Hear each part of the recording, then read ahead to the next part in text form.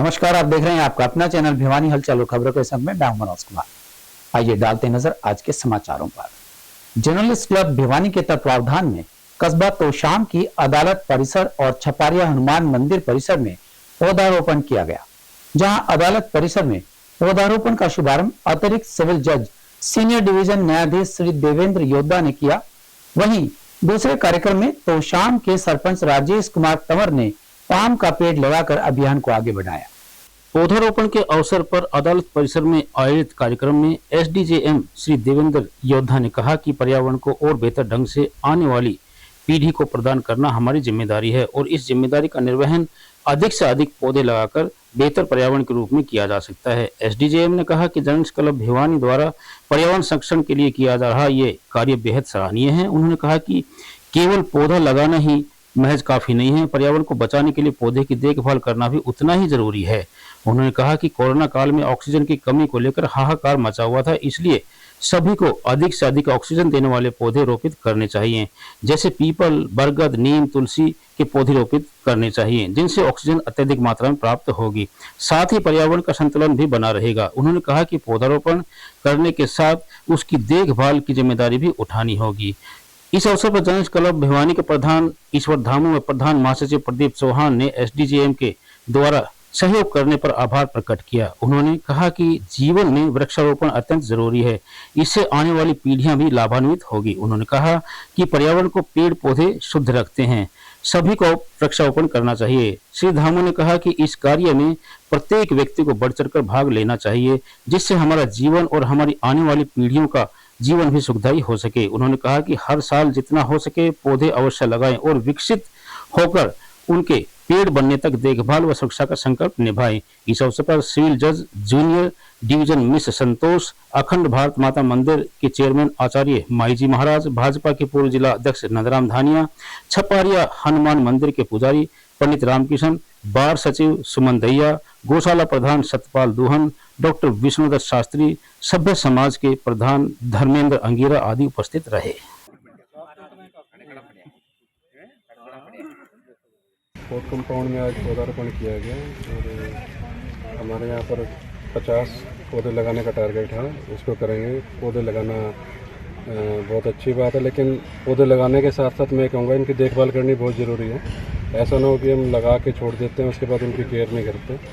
तो जो हमारी ऑर्गेनाइजेशन है जिन्होंने ये बीड़ा उठाया पौधे लगाने का, उनसे आग्रह है कि जो पौधे लगाए हैं उनकी देखभाल करें ताकि पौधे फल फूल के पेड़ बने और लोगों को इसका फ़ायदा हो। गत 5 वर्षों से मैं लगातार निरंतर देख रहा हूँ कि जहाँ भी सार्वजनिक जगह होती है, जर्नलिस्ट क्लब के द्वारा पेड़ पौधे लगाकर उस जगह को शुद्ध वातावरण युक्त किया जाता है। इसके लिए मैं जर्नलिस्ट क्लब के सभी पदाधिकारियों को बहुत बहुत साधुवाद देता हूँ। आज हमने तोशाम परिसर में न्याय परिसर में जो आज पौधारोपण किया है, न्यायाधीश के अध्यक्षता में उन्होंने जो समय दिया उनको भी मैं साधुवाद देता हूँ।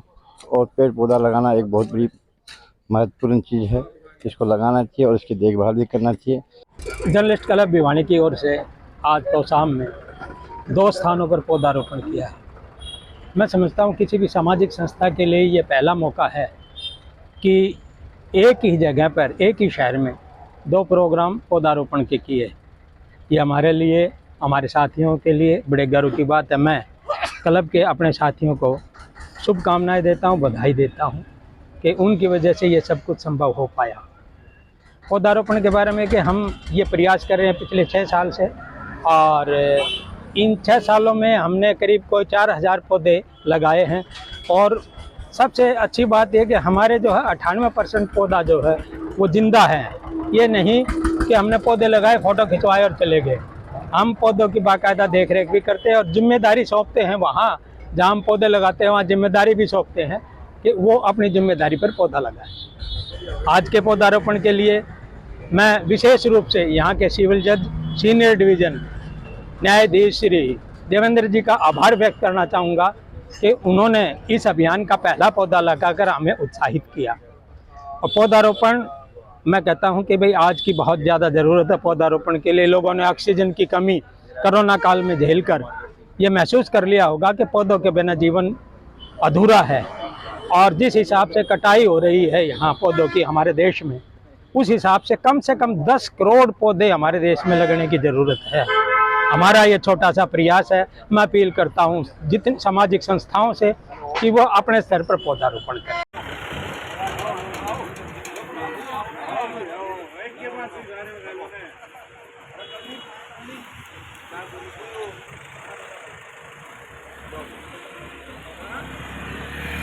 बहुत अच्छी पहल है।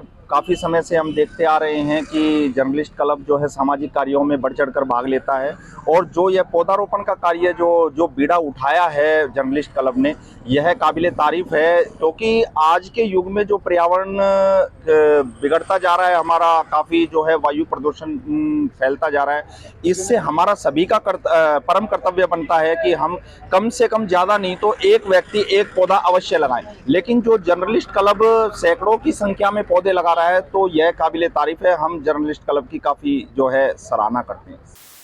प्रत्येक जरूरतमंद व्यक्ति तक स्वास्थ्य संबंधित योजनाओं का लाभ पहुंचाने के लिए बुधवार को महामहिम राष्ट्रपति श्रीमती द्रौपदी मुर्मू ने आयुष्मान भव योजना का राष्ट्रीय स्तर पर ऑनलाइन माध्यम से शुभारंभ किया।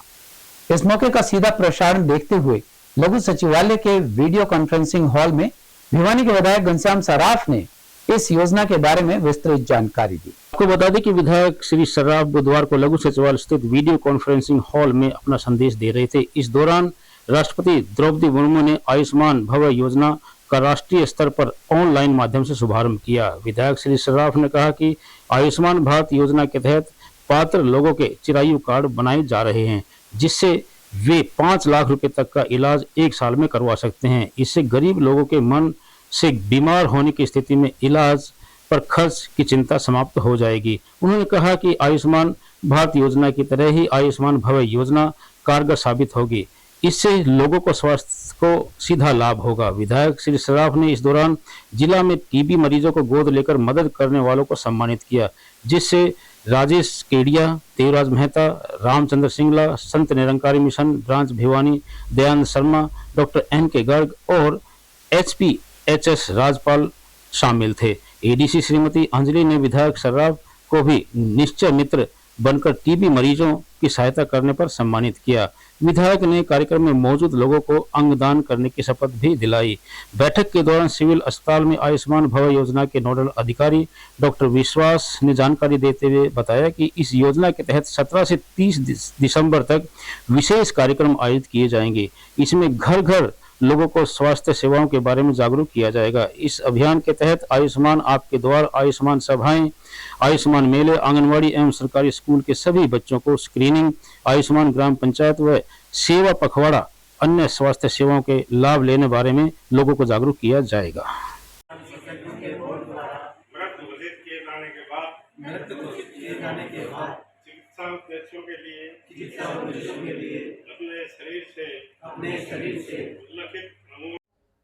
माननीय राष्ट्रपति महोदय द्रौपदी मुर्मू जी के द्वारा जो उद्घाटन किया गया है, ये बड़े महत्व का विषय है। और आयुष्मान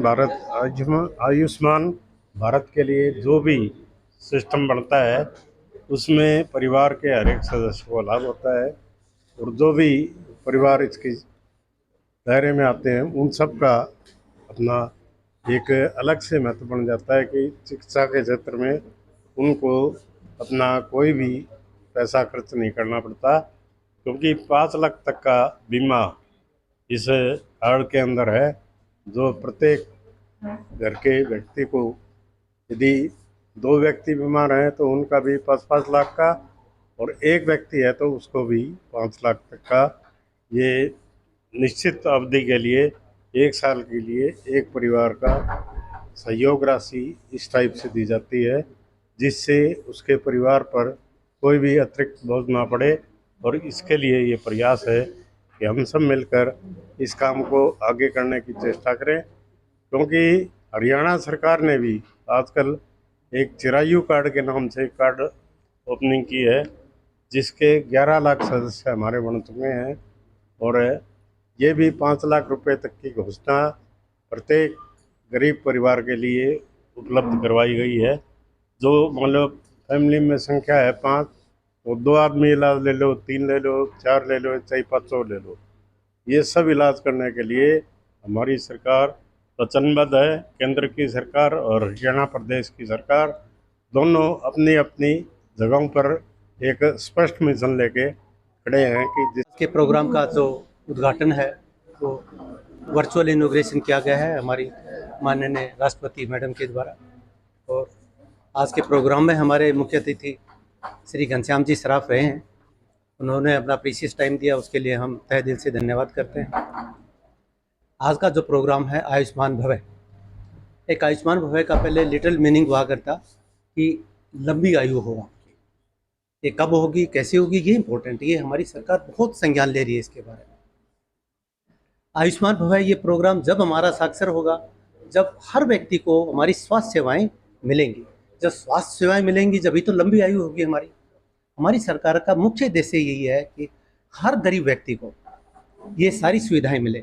जो एक पैसे वाले व्यक्ति को सुविधाएं मिलती हैं, वही व्यक्ति जो गरीब है उसको भी सारी सुविधाएं मिलें।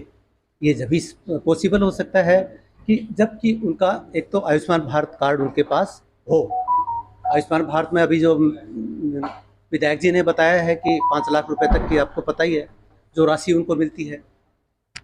इस प्रोग्राम में एट प्रेजेंट क्या क्या है, सरकार के मुख्य उद्देश्य क्या है, ये सबसे पहला है आयुष्मान आपके द्वार।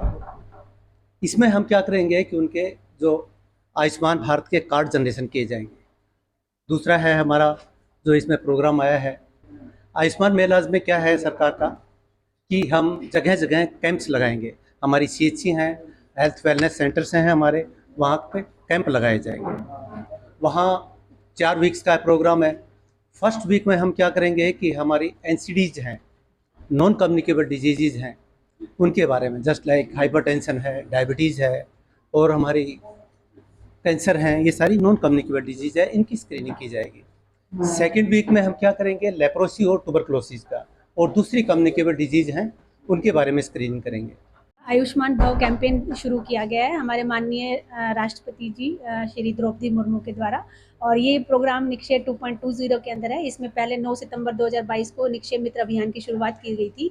उसी परंपरा में अब आयुष्मान भव कैंपेन की शुरुआत की गई है और इसमें हमारे जितने भी एलिजिबल हैं उन सभी के लिए आयुष्मान कार्ड भी बनाए जाएंगे और उनके स्वास्थ्य की स्पेशल देखभाल के लिए हम कैंप भी लगाएंगे। इसमें हेल्थ एंड वेलनेस सेंटर पे हर हफ्ते में कैंप लगेगा, अलग अलग बीमारियों का अलग अलग दिन कैंप लगेगा और आयुष्मान सभा भी आयोजित की जाएगी 2 अक्टूबर महात्मा गांधी जी के जन्म दिवस पर। इसमें सभी आयुष्मान सभाओं में ग्राम के जो गणमान्य व्यक्ति हैं, स्टेक होल्डर्स हैं, उनको बुला के जो हेल्थ के विभाग की जो विभिन्न योजनाएं हैं सरकारी, उनके बारे में लोगों को जागरूक किया जाएगा। इसी कार्यक्रम में हमारा एक निक्षय मित्र अभियान भी है जिसमें टीबी के मरीजों की जांच, इलाज और टीबी के पेशेंट का मित्र बनकर उसको सपोर्ट करना पूरा इलाज में और उसको किट प्रोवाइड करना, ये हमारा एक मिशन है। इसी परंपरा में आज हमने आयुष्मान मित्रों को बुलाकर यहाँ सम्मानित भी किया है और एक ऑर्गन डोनेशन भी हमारा एक इम्पोर्टेंट प्रोजेक्ट है जिसके अंदर हमने सभी जो हमारे माननीय मुख्य अतिथि थे, MLA साहब श्री घनश्याम सराफ जी, हमारी मैडम ADC मैडम, हमारे CMO सर, इन्होंने सभी ने शपथ दिलाई है कि हम आगे आएं और मृत घोषित होने के बाद अपने अंगों को दान करें ताकि वो किसी भी जरूरतमंद इंसान के काम आ सके। भिवानी के बाजारों में अत्यधिक भीड़ भाड़ को देखते हुए भिवानी पुलिस ने हांसी गेट क्षेत्र के निकट अतिक्रमण हटाओ अभियान चलाया। वहीं इस दौरान हलवासिया मोड़ के आसपास अवैध तरीके से खड़े अनेक वाहनों के चालान भी काटे गए। इस बारे में traffic police SHO Sunil Kumar ने भिवानी हलचल की टीम को विस्तृत जानकारी दी।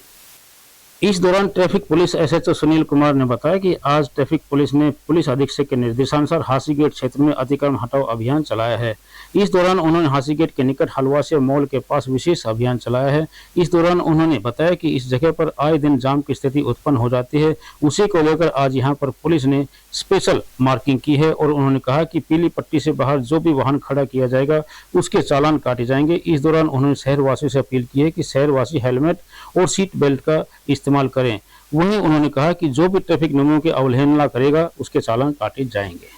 हमें बार बार शिकायत मिल रही थी क्या हलवासिया मॉल के पास वो जाम लगता है। जो बाइक वाले हैं रोड पर बाइक लगा के चले जाते हैं, सुबह लगा के चले जाते हैं और शाम तक अपने बाइक नहीं संभालते। इसलिए हमने अतिक्रमण चलाया सुबह सुबह। कई बाइकों चलान किए हैं, इम्पाउंड भी किए। मेरा सभी शहरवासियों से निवेदन है कि अपने बाइक को अपने व्हाइट पट्टी से पीछे खड़ा करें ताकि कोई जाम ना लग सके। यहाँ पे पास गेट पे जब कैंप स्कूल की छुट्टी होती है तब भी बहुत जाम लगता है, तो हमने ये व्यवस्था बनाई है कि सुबह सुबह हम यहाँ रोज आएंगे और चलाने करेंगे। एक बाइक चलाते समय अपने हेलमेट पहने और गाड़ी में अपनी सीट बेल्ट का प्रयोग करें। भिवानी के नजदीकी गांव लोहानी निवासी एक युवक की मेडिकल स्टोर संचालक की लापरवाही के चलते मौत हो गई। संचालक पर यह आरोप मृतक के परिजनों द्वारा लगाया गया। उनका कहना था कि मेडिकल स्टोर के संचालक द्वारा इंजेक्शन लगाने के बाद ही युवक की तबीयत बिगड़ी और उसकी मौत हो गई। पुलिस ने मामला दर्ज कर अपनी जांच शुरू कर दी है। प्राप्त जानकारी के अनुसार दिनेश पुत्र राजेश गांव लोहानी निवासी एलर्जी की बीमारी से पीड़ित था, जिसे गांव बिरही कला में एक मेडिकल स्टोर में इंजेक्शन लगवाया गया था। उसके बाद दिनेश की तबीयत बिगड़ गई। परिजन दिनेश को अस्पताल में लेकर गए, जहां पर चिकित्सकों ने उसे पीजीआई रेफर कर दिया। परिजन उसे हिसार के सामान्य अस्पताल में लेकर जा रहे थे तथा उसकी मृत्यु हो गई। इस मामले में परिजनों ने आरोप लगाए हैं कि मेडिकल संचालक के कारण उसके लड़के की मौत हो गई है। वहीं इस मामले में उन्होंने न्याय की मांग की है। इस मामले में पुलिस ने परिजनों के बयान के आधार पर अपनी आगामी कार्रवाई शुरू कर दी है और बोर्ड द्वारा पोस्टमार्टम कराया गया है। वहीं परिजनों ने बताया कि 21 वर्षीय दीपक की मेडिकल संचालक की लापरवाही से जान गई है और मृतक का परिवार बेहद गरीब है, इसलिए उन्होंने प्रशासन से आरोपी के खिलाफ सख्त कार्रवाई करके मृतक के परिजनों को आर्थिक सहायता प्रदान करने की मांग की है। मेरा नाम अशोक शर्मा है जी, मैं गांव लोहानी का सरपंच हूँ और हमारे गांव का ये दिनेश लड़का था जी, और इसके पैर में थोड़ी एलर्जी थी और ये गांव बिरी में एक मेडिकल स्टोर है, वहां से दवाई लेके आता था और 11 तारीख को वहाँ उसने मेडिकल वाले ने इसके टीका लगाया था, जिससे इसके पैर में इंफेक्शन हो गया और इसकी तबीयत ज़्यादा खराब होगी। और 12 तारीख को हमारे गांव बाबा योगी नेत्रनाथ हॉस्पिटल में इसको लेके आए, वहाँ इसका कुछ देर ट्रीटमेंट हुआ, उन्होंने इसको जवाब दे दिया भी ज़्यादा सीरियस है। उसके बाद घर के सदस्य इसे हिसार लेके चले गए, वहाँ भी सर्वोदय उसमें इसका सुखदा हॉस्पिटल में इसका थोड़ा ट्रीटमेंट करवाया। उन्होंने भी वो जवाब दे दिया हमारे बस की बात नहीं, आप इसको दूसरी जगह ले जाओ। वहाँ से अगर वह पीजीआई में ले जा रहे थे तो इसका लड़के का रास्ते में ही वो सर्वनाश हो गया। और हम चाहते हैं प्रशासन के से भी इसको इंसाफ मिलना चाहिए, जिसने गलती की है उसके ऊपर उचित कार्रवाई होनी चाहिए। और मेरा प्रीतम नाम है, मेरा छोटा भाई था, वो उसकी तबीयत एलर्जी की बीमारी थी। वो एक डेरी गांव में मेडिकल पे दवाई लेने के लिए जाता था, तो डॉक्टर ने एक इंजेक्शन लगाया था। इंजेक्शन जैसे ही लगाया वो रात भर निकाला था, उसके इन्फेक्शन फैलने लग गया। फिर हम उसको हमारे गांव लोहानी योगी नेत्रनाथ में लेके गए थे, वहाँ पे उसका कोई ट्रीटमेंट नहीं हुआ। भिवानी लेके आए, भिवानी वालों ने भी कोई ट्रीटमेंट नहीं हुआ। फिर हम हिसार लेके गए, हिसार में भी कोई नहीं हो रहा। रास्ते में ले जाते मेरे भाई ने दम तोड़ दिया। और हम ये मांग करते हैं कि जो भी कार्रवाई हो, सख्त से सख्त कार्रवाई हो।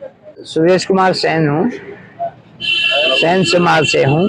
ये हमारे दीपक नाम का सेन समाज का, दिनेश नाम का लड़का सेन समाज 21 साल का, डॉक्टर की लापरवाही से उसके साथ ये जान गई। मैं चाहता हूँ, उसका परिवार बहुत ही गरीब तबका है, उसकी आर्थिक मदद होना चाहिए। पूरा सैन समाज एक ही मांग करता है कि उसकी आर्थिक सहायता होनी चाहिए, ये मेरी मांग है। हमारे साथ पूरा भिवानी जिला के पूरे सैन समाज आया है, यूनियन के भी अध्यक्ष हैं, धर्मशाला के भी अध्यक्ष हैं, सैन समाज के भी अध्यक्ष हैं। हमें सामान्य अस्पताल भिवानी से एक रुका प्राप्त हुआ कि दिनेश पुत्र राजेश वासी लोहानी जो ब्रोन डेड लिया गया है। इस सूचना पर हम सामान्य अस्पताल भिवानी पहुंचे। उसके पिता राजेश सनोप मामचंद ने हमें एक दरखास्त पेश की है, जिन्होंने बताया कि मेरे बेटे का पहले इलाज कोई सांगवान हॉस्पिटल, सांगवान वो है मेडिकल स्टोर, जहाँ से उसने इलाज कराया था। उसके बाद उसने लोहानी में और हिसार में कई जगह इलाज कराया था, जिसकी कल मृत्यु हो गई थी। जो अपने बेटे का पोस्टमार्टम करवाना चाहता है कह रहे हैं भाई जो पोस्टमार्टम के बाद जो रिपोर्ट आएगी उसके अनुसार कार्रवाई की जाए। हमने पोस्टमार्टम के कागजात तैयार कर दिए गए हैं, तो डॉक्टर साहब जो पोस्टमार्टम की रिपोर्ट देंगे उसकी राय लेकर नियमानुसार कार्रवाई की जाए। स्थानीय बीटीएम मिल्स रोड पर स्थित श्री श्याम मंदिर में भगवान कृष्ण के जन्म के बाद आने वाले छठ उत्सव को बड़े धूमधाम के साथ मनाया गया। इस अवसर पर जहां भक्तों ने कान्हा जी को झूला झुलाया, वहीं यहाँ प्रतिष्ठित श्री श्याम बाबा का दरबार चंद्रयान 3 की तर्ज पर सजाया गया, जिसके दर्शन सैकड़ों भक्तों ने यहाँ पहुंचकर किए। जन्माष्टमी के बाद आने वाली षष्ठी यानी कि छठ के पर्व को स्थानीय बीटीएम रोड स्थित श्री श्याम मंदिर में श्री श्याम मिलन मंडल द्वारा बड़ी धूमधाम से मनाया गया। इस उत्सव पर अनेक भक्तों व बच्चों ने शामिल होकर भगवान के गुणगान किया। नन्हे मुन्ने कान्हा जी को झूला झुलाया गया और वहीं बच्चों को प्रसाद व खिलौने भी वितरित किए गए। वहीं इस अवसर पर मंदिर में स्थापित श्री श्याम बाबा की प्रतिमा का भव्य श्रृंगार भी किया गया, जो भक्तों के लिए विशेष आकर्षण का केंद्र बना रहा, क्योंकि यह श्रृंगार चंद्रयान पर आधारित था। चंद्रयान 3 की तरह से ही श्याम बाबा को चंद्रमा पर दिखाया गया और भक्तजनों ने मिलकर बड़े ही आनंद पूर्वक माहौल में बाबा का श्रृंगार किया और बाबा को भोग लगाकर आशीर्वाद प्राप्त किया। गौरतलब है कि इस मंदिर में प्रत्येक वर्ष प्रत्येक त्योहार को बड़े भव्य तरीके से मनाया जाता है।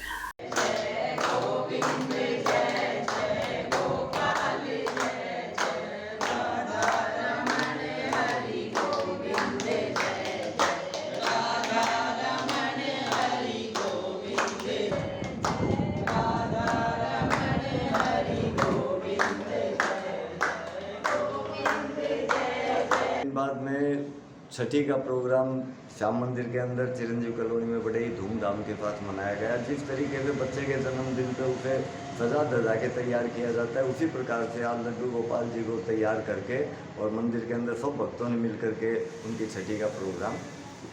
श्याम मंदिर में कान्हा जी की छठी मनाई गई है बड़े धूमधाम से। बच्चों को खिलौने बांटे गए हैं इस उपलक्ष्य में और श्याम बाबा का बड़ा ही भव्य श्रृंगार किया गया है।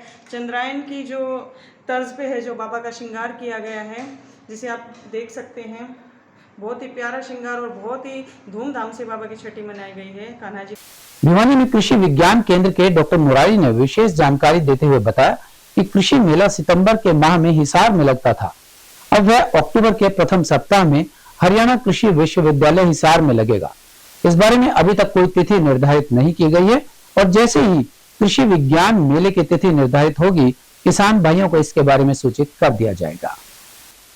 मेले के आयोजन के बारे में कृषि वैज्ञानिक डॉक्टर मुरारी ने बताया कि विभाग, सरकारी, अर्ध सरकारी विभागों एवं सहायता समूह व प्राइवेट कंपनियों द्वारा प्रदर्शनी लगाई जाएगी, जिसमें किसान भाइयों को खेती बाड़ी की उन्नत तकनीक व नई नई किस्म और फल सब्जी परीक्षण, फूड प्रोसेसिंग और मशीनरी आदि के बारे में विस्तार पूर्वक जानकारी दी जाएगी। सभी किसान भाइयों से निवेदन है कि वे मेले में बढ़ चढ़कर भाग ले और मेले को सफल बनाएं, ताकि खेती बाड़ी की जानकारी प्राप्त करने के बाद नई तकनीक से वो काम कर सके और अपनी आय भी बढ़ा सके और जमीन की उर्वरा शक्ति भी बढ़ा सके।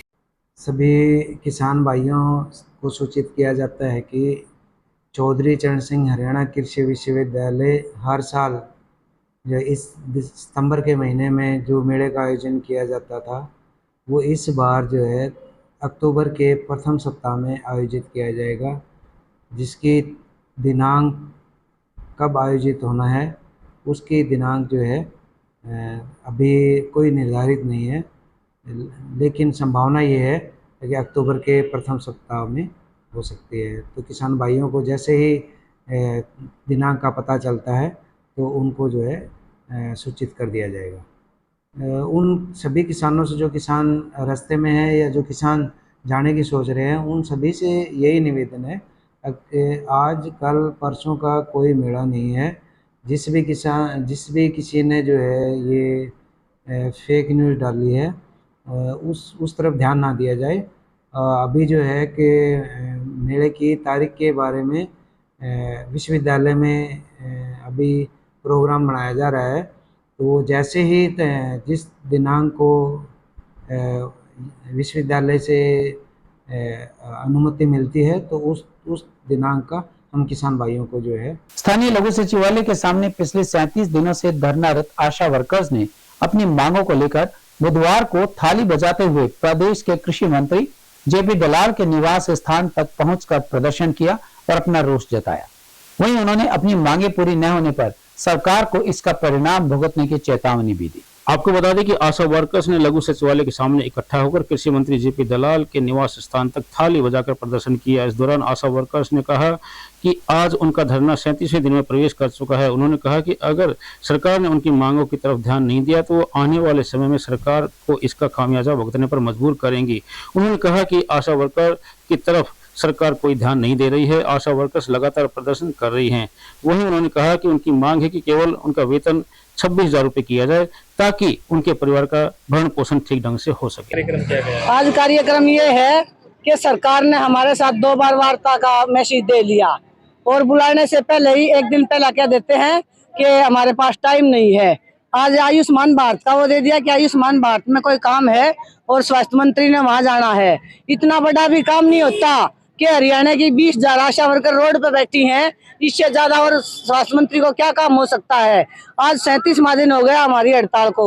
हम सरकार को बताना चाहते हैं कि भाई कितना लंबा खींच लो, हम डरने वाले नहीं, रुकने वाले नहीं, झुकने वाले नहीं, डटने वाले नहीं। अपना हक हम लेकर आएंगे। और सरकार कहती है ना कि 19,600 रुपये दे। हाँ, पहले तो कागजा में ये 19,600 दिखा दो किसके खाते में गिरे हो। फिर कहे हैं एक बच्चे के 970 रुपए दें टीकाकरण के, वे 970 दिखा दो हमने टीकाकरण के। बाकी की लड़ाई तो हम बाद में लड़ लेंगे। मैं आशा वर्कर, ये हमारी आशा वर्करों की मानदेय की लड़ाई नहीं है, अब हमारी मान और सम्मान की लड़ाई है। अब हम लोकतंत्र को बचाना चाहते हैं। सरकार आज का ये कार्यक्रम है, हम पुतला फूकेंगे और पुतला फूक के हम मतलब कृषि मंत्री को जेपी दलाल को जाएंगे, जेपी दलाल को ज्ञापन देंगे।